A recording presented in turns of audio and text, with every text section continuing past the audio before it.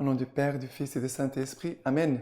Grande joie d'être là avec vous en ce 21 janvier, vendredi, et nous célébrons aujourd'hui Sainte Agnès, une sainte, une martyre.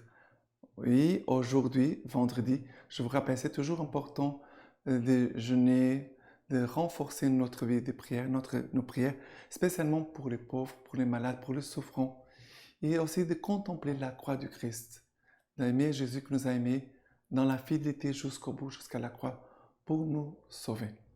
Et la première lecture d'aujourd'hui, c'est 1 Samuel chapitre 24, à partir du verset 3.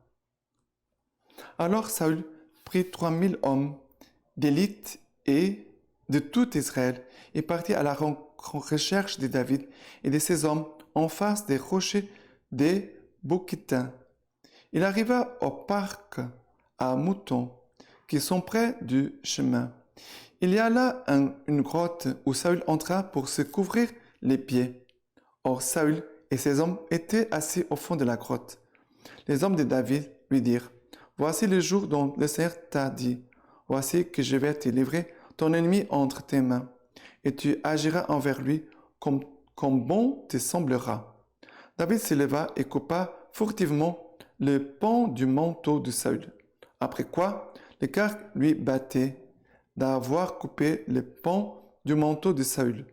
Et dit à ses hommes, que le Seigneur met en abomination. Si j'ai fait cela à mon Seigneur, loin du Seigneur, en portant la main sur lui, car il est loin du Seigneur. Par ces paroles, David retint ses hommes et ne leur permit pas de se dresser contre Saül. Saül se redressa, quitta la grotte et alla son chemin. David se leva ensuite, sortit de la grotte et lui cria, « Mon Seigneur le roi !» Saül regarda derrière lui et David s'inclina jusqu'à terre et se prosterna. Puis David dit à Saül, « Pourquoi écoutes-tu les gens qui disent, voici que David cherche ton malheur? En ce jour même, tes yeux ont vu comment le Seigneur t'avait livré aujourd'hui entre mes mains dans la grotte. On a parlé de te tuer et j'étais épargné et j'ai dit, je ne porterai pas la main sur mon Seigneur, car il est loin du Seigneur. Oh mon Père, vois donc le pan de ton manteau dans ma main, puisque j'ai pu couper le pan de ton manteau et que je n'étais pas tué. Comprends et vois qu'il n'y a chez moi ni méchanceté ni crime. Je n'ai pas péché contre toi, alors que toi, tu tends tes embûches à ma vie pour m'enlever.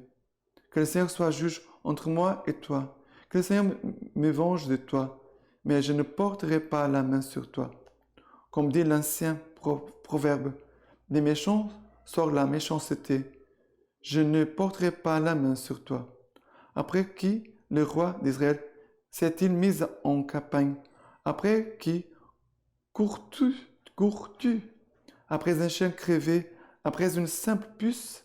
Que le Seigneur soit l'arbitre, qu'il juge entre moi et toi, qu'il examine et défende ma cause et qu'il me rende justice en m'arrachant à ta main. Lorsque David eut achevé de parler ainsi à Saül, celui-ci dit, « Est-ce bien ta voix, mon fils David ?» Et Saül se mit à crier et à pleurer.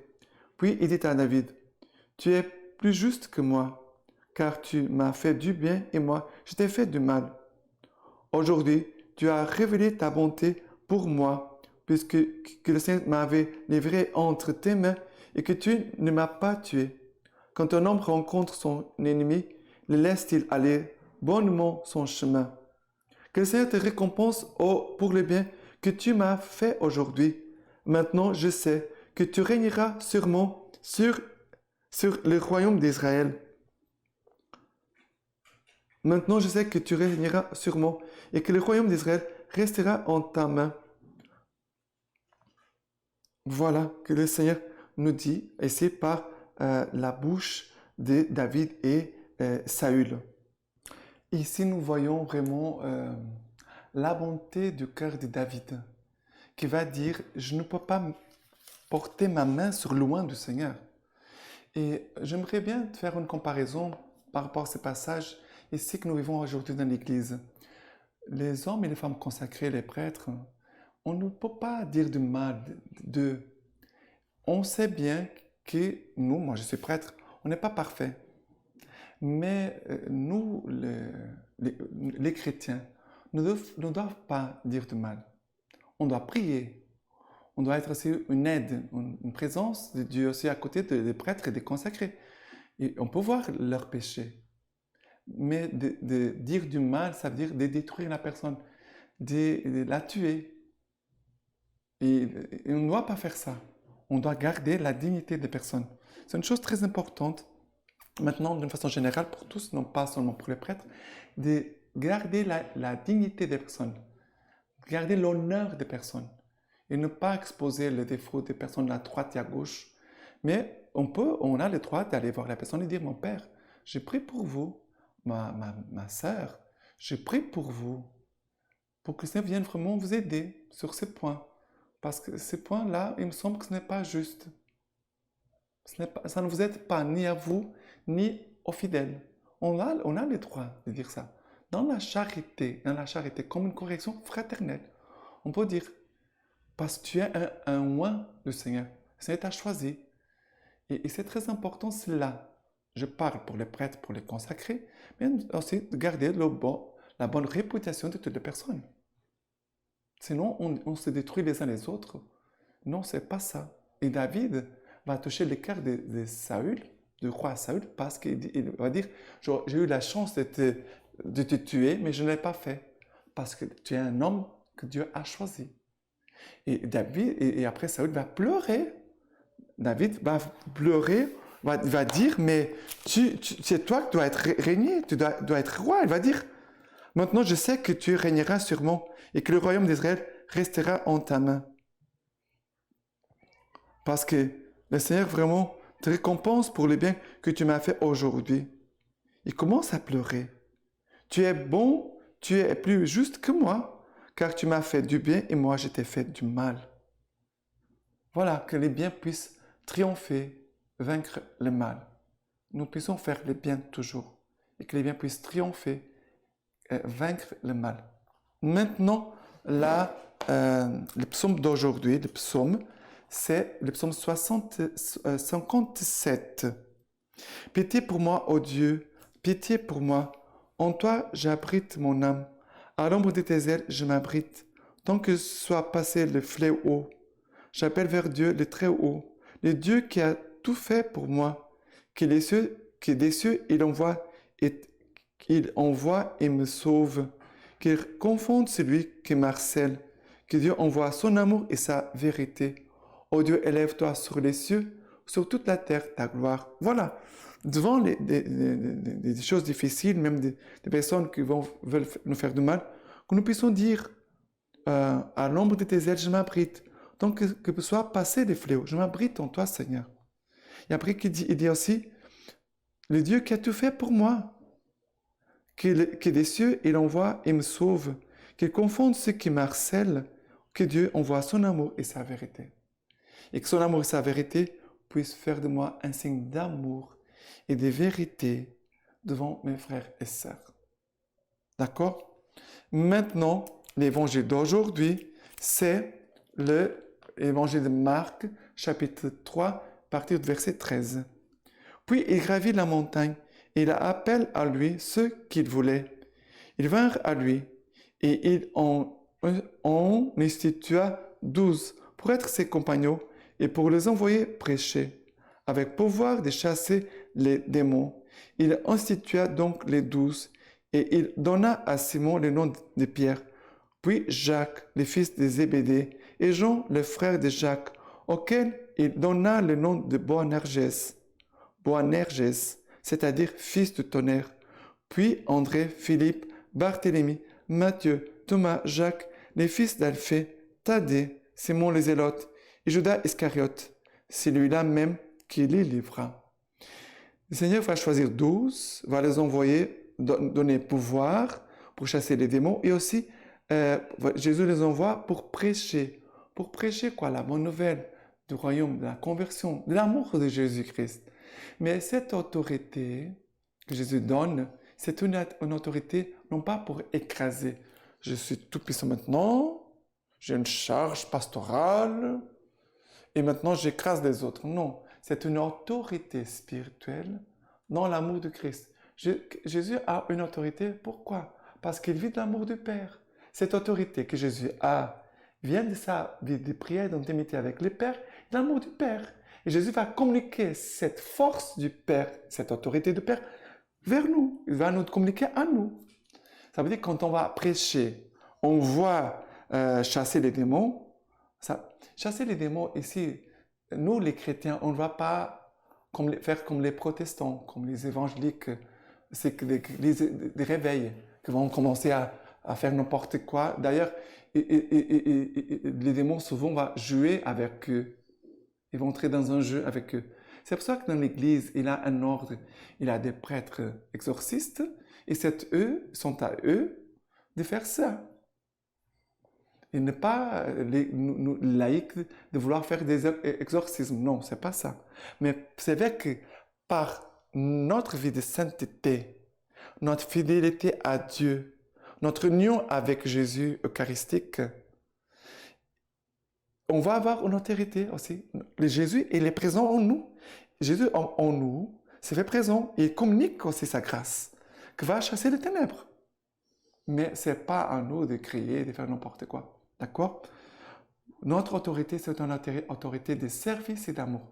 Notre autorité, c'est une autorité de service et d'amour. D'accord? Maintenant, le document, le don de la fidélité, la joie de la persévérance, le numéro 35. La vie fraternelle, Dieu de la persévérance. Après les conciles, le magistère a approfondi le rôle de la vie fraternelle dans la persévérance des consacrés, avec une insistance grandissante. En effet, il a reconnu dans la vie fraternelle en communauté et dans les relations qui s'y constituent l'un des domaines caractéristiques de la séquela Christi des consacrés. D'autre part, il est très significatif que dans le magistère conciliaire, la vie commune est le premier sujet appelé à la persévérance. La vie à mener en commun doit persévérer dans la prière et la communion d'un même esprit, nourri de la doctrine évangélique, de la sainte liturgie et surtout de l'Eucharistie, à l'exemple de la primitive Église dans laquelle la multitude des fidèles n'avait qu'un cœur et qu'une âme. Actes des Apôtres, chapitre 4, verset 32. C'est là que nous trouvons ces 4 persévérances. Nous sommes appelés à vivre. La communauté apostolique de Jérusalem est donc proposée comme modèle de la vie religieuse afin qu'elle accueille les défis que comporte l'histoire contemporaine. Les magistères indiquent les instruments à travers lesquels la vie fraternelle est vivifiée et nourrie. L'Évangile, la liturgie eucharistique et la prière. Ces instruments seront constamment suggérés dans les documents successifs jusqu'à trouver un développement approfondi dans Répartir du Christ. C'est notre document, Répartir du Christ. Progressivement est mis en lumière les faits qui sont essentiels pour une véritable vie de communion, non seulement la prière, mais la persévérance des membres de la communauté dans leur cheminement d'adhésion au Christ, qui se réalise à travers l'attention aux relations communautaires. Il en ressort en outre que la persévérance de chacun est en rapport réciproque avec la persévérance de la communauté. Ça veut dire, ma persévérance, elle va aussi aider la persévérance de la communauté. Numéro 36. Co-responsable de la fidélité du frère et de la sœur. Les liens forts entre une vie fraternelle authentiquement évangélique et la capacité affective d'une communauté à former des jeunes religieux a été largement réaffirmé et approfondi par les directives de Potissimum Institutioni, qui se référant une fois de plus à l'inspiration fondamentale de l'Église décrite dans les actes des apôtres. Fruit de la Pâque du Seigneur, rappelle les conditions et les exigences qu'un tel modèle requiert. Humble réalisme et attitude de foi, oubli de soi et accueil de l'esprit, toutes caractéristiques propres à la persévérance. Voilà. Si nous voulons approfondir Actes des Apôtres, chapitre 4, verset 32, les 4 persévérances.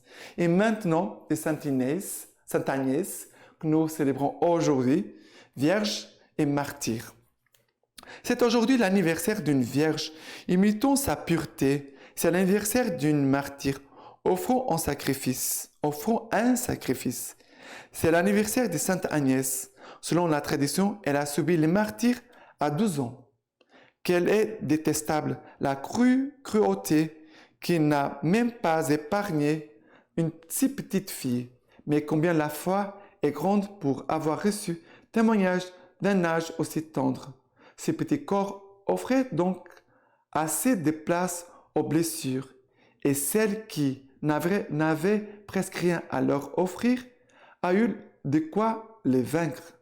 Alors que les petites filles à cet âge ne peuvent supporter les visages sévères de leurs parents, et lorsqu'elles se sont piquées avec une aiguille, pleurent comme s'ils étaient blessés.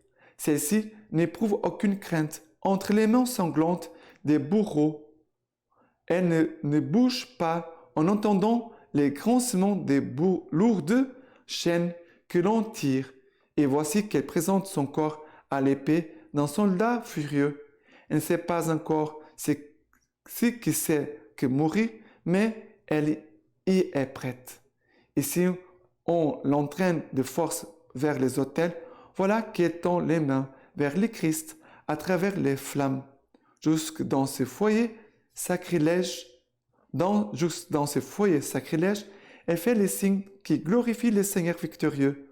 Voici qu'on introduit son cou et ses 2 mains dans les lieux de fer, mais aucune chair ne pouvait serrer ses membres aussi menus. Mais voilà cette jeune fille de 12 ans qui donne sa vie vraiment au Christ.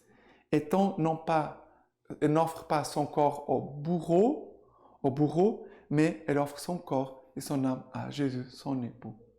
Et maintenant, je vous laisse la bénédiction par les mains toutes pures de la Vierge Marie. Que les Dieu Tout-Puissant vous bénisse et vous garde, le Père, le Fils et le Saint-Esprit. Amen.